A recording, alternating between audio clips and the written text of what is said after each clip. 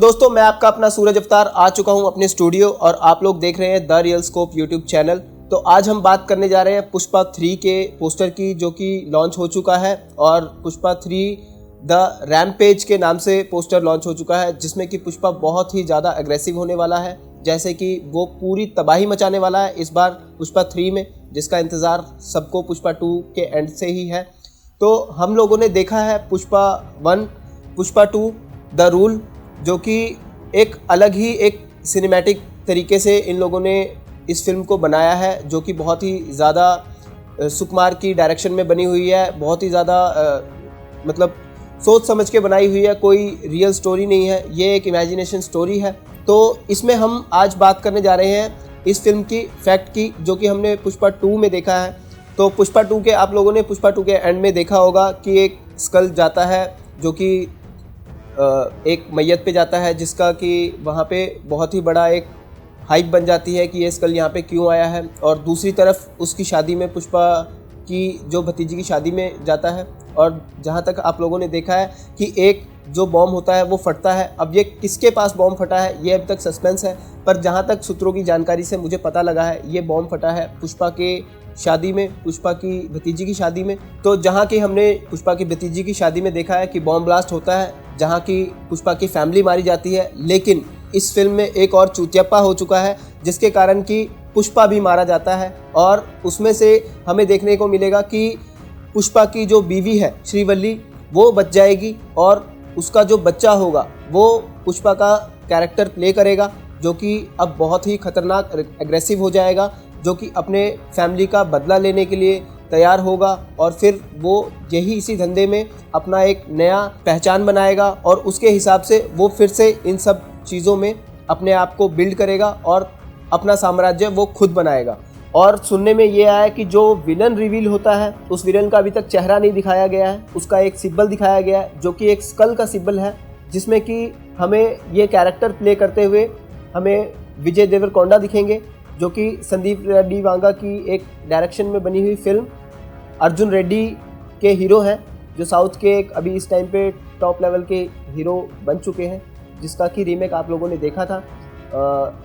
कबीर सिंह के कैरेक्टर में, जो कि कबीर सिंह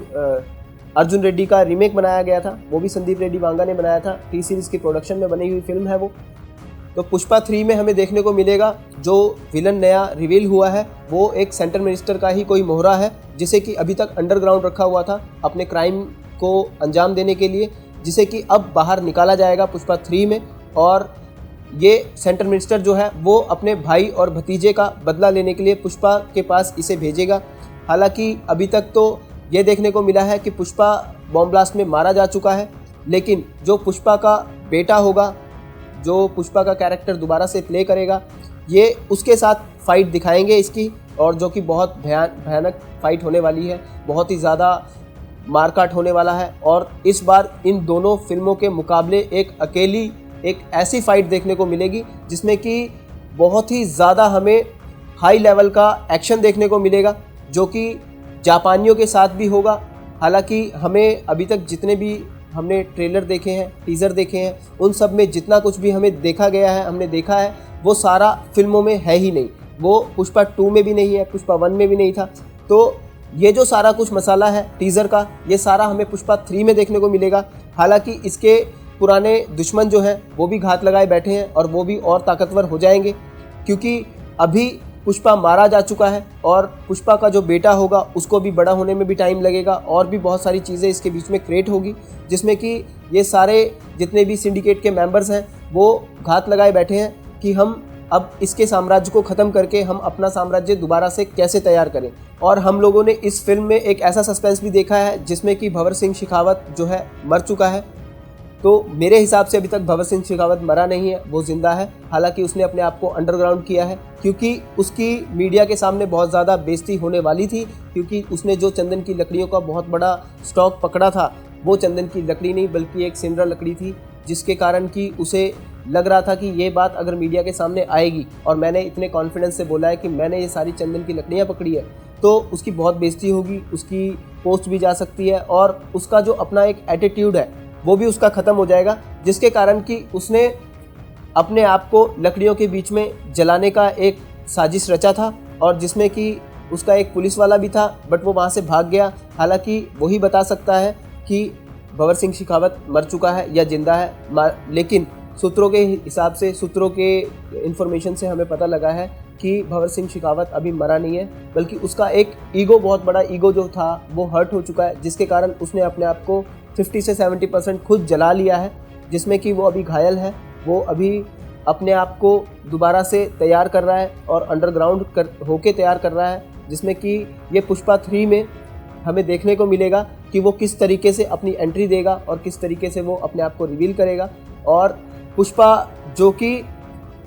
अपने आप में ही बहुत बड़ा आइकॉनिक स्टार बन चुका था, जिसके पास की इतना सारा पैसा आ चुका था, पैसा कमा लिया था और एक कहते हैं कि स्टार लाइफ जीने लगा था वो अपनी एक उस लोगों के बीच में। तो अब इसकी हाइप भी ख़त्म हो जाएगी, इसका साम्राज्य भी ख़त्म हो जाएगा, लेकिन इसका बेटा जो आने वाला है वो इस साम्राज्य को दोबारा से बिल्ड करेगा। हालांकि ये वही चुतियापा है जो घिसी पिटी स्टोरी हम लोग आज तक देखते आए हैं, जिसमें कि बाप मर जाता है, बेटा पैदा होता है, बेटा फिर अपने बाप का बदला लेता है। मेरे बेटे आएंगे,